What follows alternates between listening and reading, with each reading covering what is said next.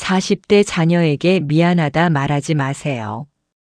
그 말이 자녀의 영혼을 갉아먹고 있습니다. 혹시 40대 자녀에게 미안하다는 말 해보신 적 있으신가요? 너한테 큰 집 못 사줘서 미안해. 제대로 된 유산 못 남겨줘서 미안해. 더 좋은 교육 못 시켜줘서 미안해. 고개를 끄덕이고 계시죠? 그렇습니다.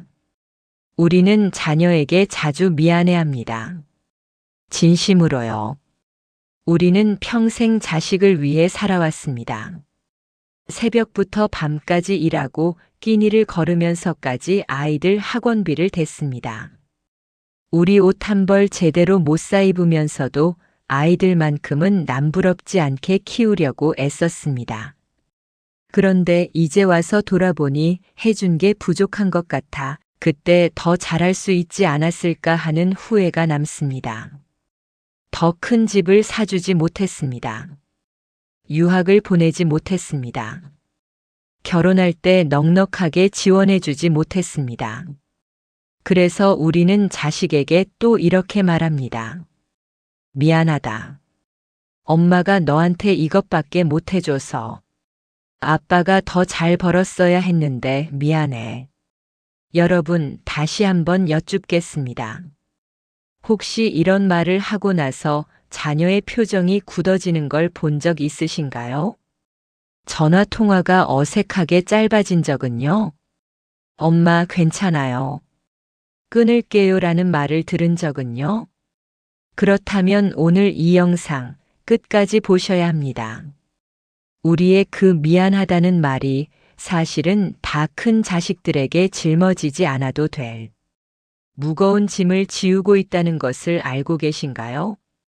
우리의 희생은 아름다운 것이었지만 그 아름다운 희생이 부모에게 보답해야 한다는 압박감으로 변해 아이들의 어깨를 짓누르고 있다면 이제 멈춰야 할 때입니다.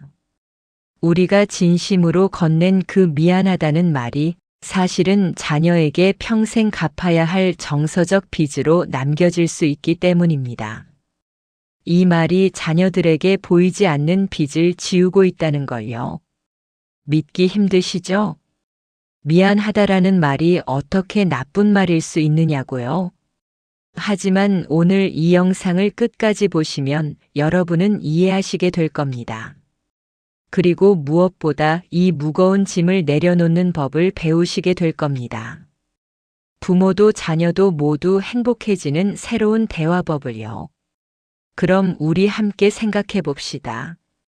작년 가을 제 친구 최 씨 이야기입니다. 최 씨의 딸은 올해 43입니다. 남편과 함께 맞벌이를 하면서 열심히 돈을 모았고 드디어 작년에 자기 명의로 전셋집을 얻었습니다. 서울 근교 조금 외진 곳이긴 했지만 딸은 너무 뿌듯해했습니다. 딸이 들뜬 목소리로 최 씨에게 전화했습니다. 엄마, 나 이번에 집 계약했어. 전세 2억 8천. 회사랑도 가깝고 학교도 가까워. 최 씨는 기뻤습니다. 그런데 동시에 가슴 한구석이 아팠습니다.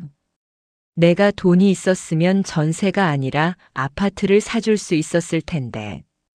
요즘 집값이 오르는데 전세는 불안하지 않을까? 그래서 최 씨는 이렇게 말했습니다.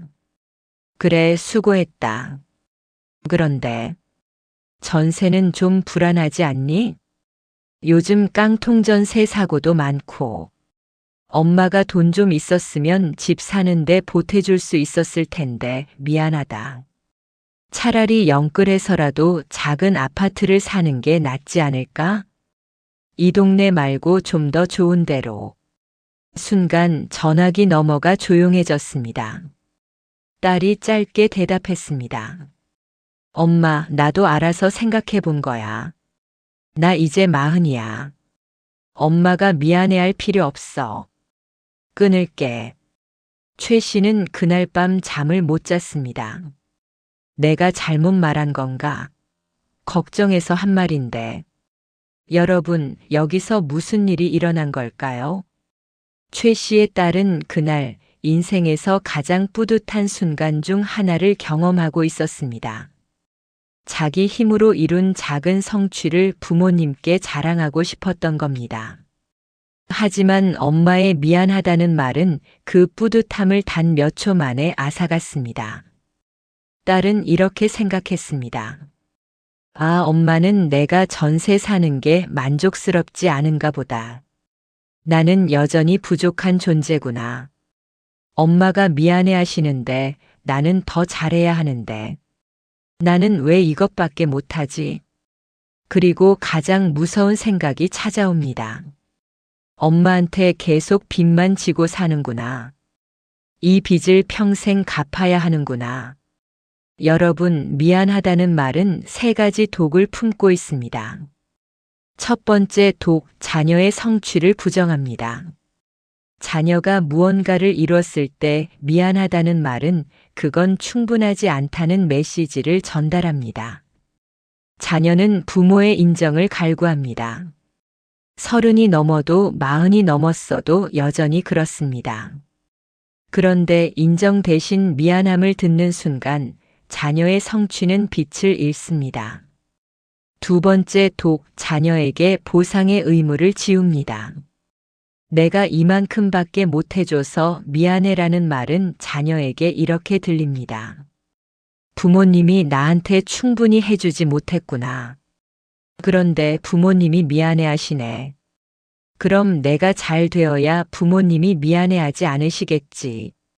자녀는 생각합니다. 부모님의 희생을 헛되게 만들면 안 돼.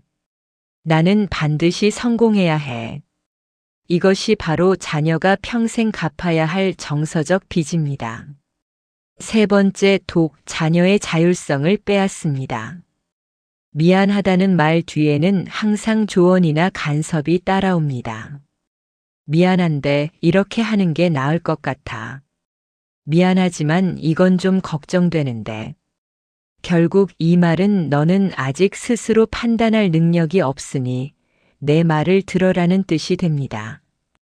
30이나 40이 넘은 자녀에게 이보다 더 상처 주는 말이 있을까요? 이렇게 미안하다는 말은 사랑의 표현이 아니라 자녀에게 평생 짊어져야 할 무거운 빚을 지우는 말입니다. 이번엔 제 또 다른 지인 김 씨 이야기입니다. 김 씨에게는 올해 46살 된 아들이 있습니다. 아들은 대기업에 다니고 초등학생 두 자녀를 키우고 있습니다. 한 달에 두세 번 주말에 전화가 옵니다. 통화는 길어야 5분입니다. 엄마 잘 지내시죠? 아빠는 괜찮으시고? 응, 잘 지낸다. 너는? 저도 괜찮아요. 애들은 잘 크고 있고요. 그래, 건강 챙기고. 네, 엄마도요. 그럼 또 연락드릴게요. 김 씨는 전화를 끊고 나면 항상 허전합니다. 고작 5분. 나한테 할 말이 이것밖에 없나. 내가 너 키우느라 얼마나 고생했는데. 그러다 어느 날 김 씨는 참지 못하고 아들에게 문자를 보냈습니다. 너 요즘 전화도 뜸하네. 엄마가 늙어서 언제까지 살지도 모르는데 전화 한 통 하기가 그렇게 어렵니? 우리가 너 키우느라 고생한 게 뭐가 되니? 아들은 그 문자를 보고 죄책감에 시달렸습니다. 내가 불효자인가? 엄마 아빠가 외로우신가? 내가 너무 바쁘다는 핑계만 댄 건가? 하지만 동시에 이런 생각도 들었습니다. 나도 힘들어. 회사에서는 팀장으로서 책임이 무겁고 집에서는 아이들 숙제 봐주고 배우자와 집안일 나누고 주말에도 쉴 틈이 없어. 그런데 엄마는 내가 뭘 해도 부족하다고 느끼시는 것 같아. 결국 아들은 더 큰 죄책감을 느끼면서도 역설적으로 전화하기가 더 부담스러워졌습니다. 전화하면 또 섭섭하다는 말을 들을 것 같아서요. 여러분, 우리 세대는 부모 부양을 당연하게 생각하며 자랐습니다. 부모님이 나이 드시면 모시고 사는 게 효도라고 배웠습니다. 하지만 지금은 시대가 바뀌었습니다. 40대 자녀들은 자기 가정을 꾸리고 자기 아이들을 키우며 직장 생활을 하느라 정신이 없습니다. 그들도 중년의 위기를 겪고 있습니다. 그런데 우리가 너희가 나를 돌봐줘야 한다는 기대를 드러낼 때마다 자녀들은 숨이 막힙니다. 내가 너 키우느라 이렇게 고생했는데 이제 내가 나를 책임져야지. 이 말은 자녀에게 이렇게 들립니다. 하지만 부모 자식 관계는 거래가 아닙니다. 우리가 아이를 낳고 키운 건 그 아이가 우리의 노후를 책임지라고 한 계약이 아닙니다. 고대 로마의 철학자 에픽테토스는 이런 말을 남겼습니다. 우리가 통제할 수 있는 것과 통제할 수 없는 것을 구분하라. 통제할 수 없는 것에 마음을 빼앗기면 불행해진다. 자녀가 얼마나 자주 전화하는가, 얼마나 자주 찾아오는가, 이건 우리가 통제할 수 없는 영역입니다. 여기에 기대를 걸면 우리는 평생 섭섭함이라는 감옥에 갇혀 살게 됩니다. 그렇다면 우리가 통제할 수 있는 건 뭘까요? 바로 우리 자신의 행복입니다. 러시아의 위대한 작가 레프 톨스토이는 이렇게 말했습니다. 모든 사람은 자신만의 길을 가야 한다. 다른 사람의 길을 대신 걸어줄 수는 없다. 여러분, 우리는 자녀를 위해 많은 희생을 했습니다. 그건 사실입니다. 그리고 그건 자랑스러운 일입니다. 하지만 우리가 자녀를 위해 희생했다고 해서 자녀의 인생을 대신 살아줄 수는 없습니다. 자녀가 어떤 집을 사든, 어떤 직장을 다니든, 어떤 방식으로 아이를 키우든 그건 자녀의 길입니다. 우리의 역할은 그 길을 대신 걸어주는 게 아니라 그 길을 믿어주고 지켜봐주는 겁니다. 경계라는 말 들어보셨나요? 경계란 나의 영역과 상대방의 영역을 구분하는 선입니다. 건강한 관계는 이 경계가 분명할 때 만들어집니다. 자녀의 경제적 결정, 자녀의 육아 방식, 자녀의 생활 리듬, 이 모든 것은 자녀의 영역입니다. 우리는 조언할 수 있습니다. 격려할 수 있습니다. 하지만 결정권은 자녀에게 있습니다. 우리가 경계를 넘어서 간섭하고 이렇게 해라, 저렇게 하면 안 된다고 강요하는 순간 관계는 틀어집니다. 그렇다면 어떻게 말해야 할까요? 잘못된 대화는 이렇습니다. 너 그 집 사면 안 돼. 나중에 후회할 거야. 엄마 말 들어라. 이건 경계를 침범하는 말입니다. 자녀의 결정권을 부정하는 말입니다. 올바른 대화는 이렇습니다. 엄마 생각엔 이런 방법도 있는데 내가 최종 결정하면 돼. 내 선택을 믿는다. 이 말은 조언은 하되 결정권은 자녀에게 남겨둡니다. 여기서 중요한 건 뭘까요? 바로 내가 최종 결정하면 되라는 부분입니다. 이 말은 자녀에게 이렇게 전달됩니다. 아, 엄마는 내 판단을 존중하시는구나. 내가 결정할 권리가 있구나. 엄마는 나를 어른으로 대해주시는구나. 그리고 무엇보다 중요한 것, 마지막에 이 말을 꼭 덧붙이세요. 내가 어떤 선택을 하든 엄마 아빠는 너를 지지한다. 힘들 때는 언제든 말해. 엄마 아빠가 여기 있다. 이 한마디가 자녀에게 어떤 의미일까요? 자녀는 이렇게 느낍니다. 내가 실패해도 돌아갈 곳이 있구나. 부모님은 내 편이구나. 나는 혼자가 아니구나. 이것이 진정한 지지입니다. 간섭이 아니라 신뢰, 통제가 아니라 응원입니다. 이렇게 말할 때 자녀의 어깨에서 무거운 짐이 내려갑니다. 그리고 오히려 부모님과 더 많은 이야기를 나누고 싶어집니다. 자, 이제 한 가지 더 중요한 이야기를 해보겠습니다. 우리의 행복은 자녀에게 달려있지 않습니다. 이 말이 낯설게 들리시나요? 어쩌면 배신감마저 드실 수도 있습니다. 평생 자식 위에 살았는데 이제 와서 자식이 내 행복이 아니라고. 하지만 여러분 곰곰이 생각해 보세요. 우리가 자녀가 전화하지 않는다고 하루 종일 섭섭해하고 자녀가 우리 조언을 따르지 않는다고 밤잠을 설친다면 그건 건강한 관계가 아닙니다. 그건 의존입니다. 진정한 사랑은 의존이 아니라 독립에서 시작됩니다. 정서적 독립이란 내 감정과 행복이 다른 사람의 행동에 의해 좌우되지 않는 상태를 말합니다. 자녀가 전화를 안 해도 나는 내 삶에서 기쁨을 찾을 수 있습니다. 자녀가 내 조언을 따르지 않아도 나는 내 선택에 만족할 수 있습니다. 자녀가 나를 자주 찾지 않아도 나는 친구들과 취미 생활로 충만한 하루를 보낼 수 있습니다. 이것이 진정한 자유입니다. 그리고 이 자유를 얻을 때 우리는 비로소 자녀에게도 자유를 줄 수 있습니다. 제 아는 분 중에 올해 73세 되신 박 씨 이야기입니다. 박 씨는 몇 년 전까지만 해도 아들에게 자주 섭섭함을 표현하셨습니다. 너 엄마 생각도 안 나니? 명절에도 얼굴 보기 힘드네. 그런데 3년 전 배우자분이 당뇨 합병증으로 입원하셨습니다. 박 씨가 아들에게 연락했지만 아들은 회사 일이 있어서 주말에 갈게요라고 했습니다. 박 씨는 그 순간 화가 났지만 동시에 깨달았습니다. 아들도 자기 인생이 있지. 나는 나대로 준비해야겠다. 퇴원 후 박 씨는 노인복지관 수채화 수업에 등록했습니다.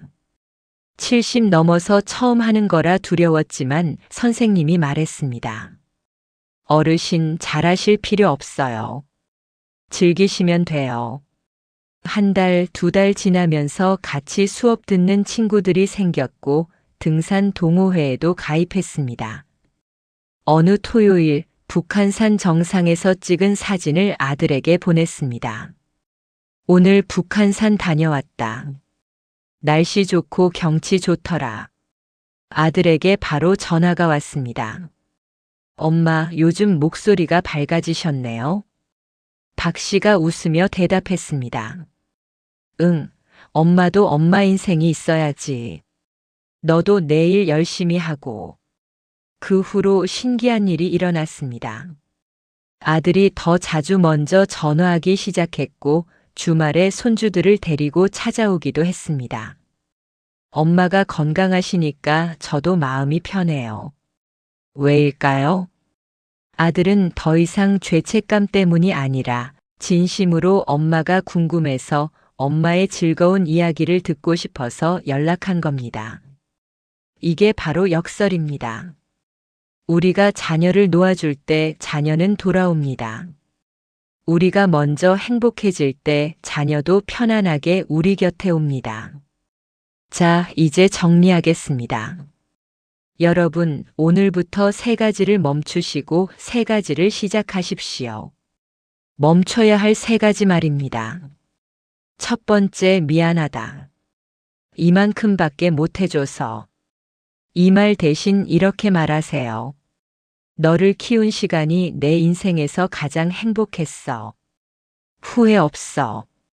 두 번째, 내가 너 키우느라 얼마나 고생했는데. 이 말 대신 이렇게 말하세요. 너 덕분에 엄마 아빠도 많이 배웠어. 고마워. 세 번째, 너 그러다 나중에 후회할 거야. 이 말 대신 이렇게 말하세요. 내 선택을 믿어. 내가 결정한 거라면 분명 이유가 있겠지. 이제 시작해야 할 3가지 행동입니다. 첫 번째, 나를 위한 시간 만들기. 일주일에 최소 2~3번 1시간이라도 좋으니 나를 위한 시간을 가지세요.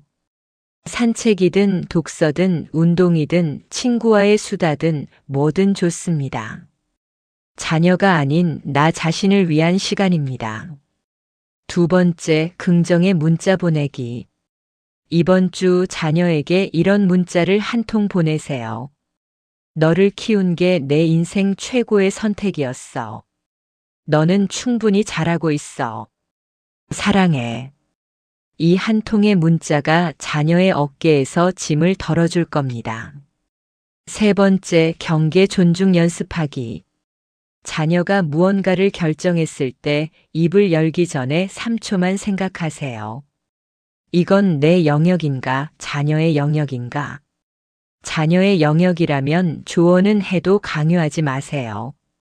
그리고 마지막에 꼭 이 말을 덧붙이세요. 내 선택을 믿어. 힘들면 언제든 말해. 여러분, 오늘 우리는 무거운 진실을 마주했습니다.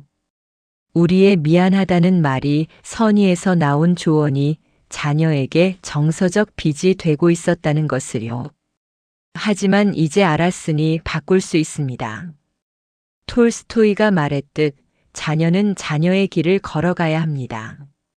에픽테토스가 가르쳤듯 우리는 우리 자신의 행복에 집중해야 합니다. 그렇게 할 때 우리는 자녀에게 가장 큰 선물을 줄 수 있습니다. 바로 자유입니다. 그리고 자녀가 자유로워질 때 그들은 의무가 아닌 사랑으로 우리 곁에 돌아올 것입니다. 오늘부터 시작하세요. 미안하다 대신 후회 없어를. 걱정돼 대신 너를 믿어를. 그리고 자녀의 인생이 아니라 여러분 자신의 행복한 인생을 다시 살아보세요. 여러분의 행복한 모습이 자녀에게 줄 수 있는 최고의 유산입니다. 다음 영상에서 또 뵙겠습니다. 오늘 영상이 조금이나마 도움이 되었다면 구독과 좋아요로 응원해주세요. 한켠 노트는 여러분의 이야기에도 귀 기울이겠습니다. 댓글로 여러분의 경험과 생각을 들려주세요. 건강하시고 행복하세요. 오늘도 함께 해주셔서 감사합니다.